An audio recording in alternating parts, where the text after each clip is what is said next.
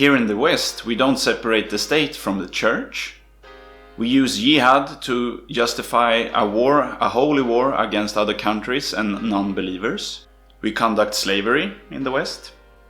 And for those who doesn't submit to our religion, will become second-class citizens and pay a specific tax. We allow slavery here. A male slave owner can have sex with its slave woman or slave girl. Slaves may be beaten. Apostasy, if you leave our religion, you will be executed or forced into jail.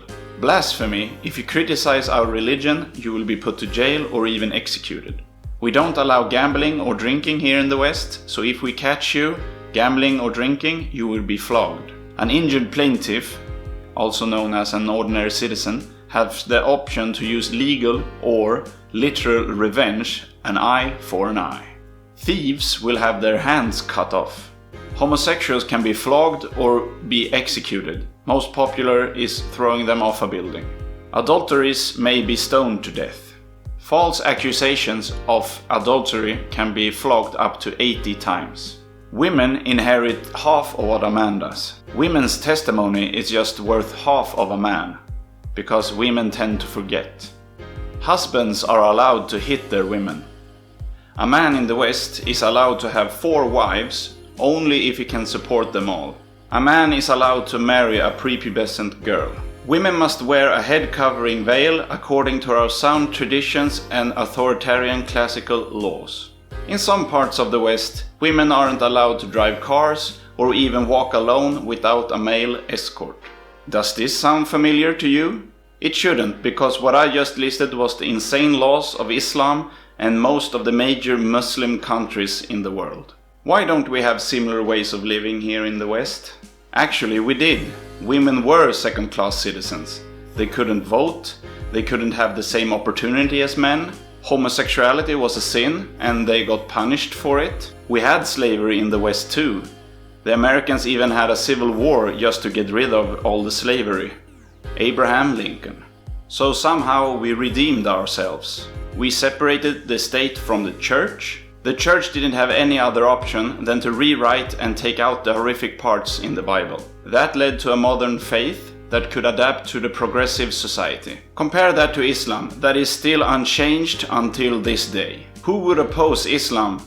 By just stealing a loaf of bread, your hand will be cut off. Nevertheless, criticizing Islam? The women and men that criticize Islam are heroes in my book. Heroes that sacrifice everything, even their own lives, just to change their own religion, because they have such an iron grip over their country. Even at present day, Islamists disguised as refugees cross our borders and start demanding stuff. Not only housing and food and money, but also to change our culture, our laws, just so it becomes more like the country that they fled from. But they don't want to change everything at once, because that would raise too much suspicion. Baby steps at a time. They introduce halal slaughtered meat in schools, they put up mosques, they start separating boys and girls in swim halls, and then you protest and be all like, hell no!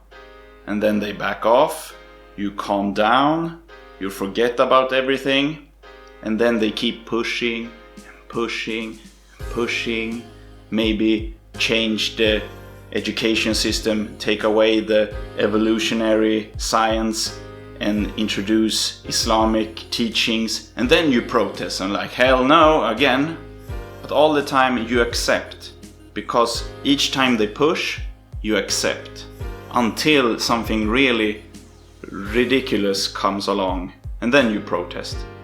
But the way that they have gotten so far, so from where you began, where we are now, what they have accomplished, you have accepted. So it doesn't happen in like 1 year. This takes a long period of time. But when you look back, you will realize where you began, and you will be like, what the hell happened to this country? Here's the thing. The West is the best, for many reasons. But one of the most important things here in the West, that we cherish the most, is individualism. We want everyone to have the same opportunity. Be whoever you want. Like whoever you want. Homosexuals, religious people, anyone. We want people to be individuals, not to be restricted by any religion at all. No one should be able to tell you what you can and cannot do in the name of religion. We want everyone to have the same opportunity. Be whoever you want, religious freedom, we want free of press, free of expression, but no tyranny that comes from religion.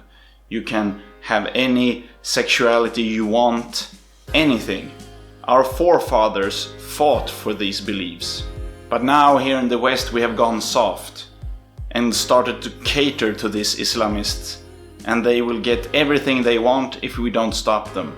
If we still want the West to be the best, we need to defend and safeguard our traditions and our values. We cannot tarnish the great society our forefathers left for us, especially our freedoms.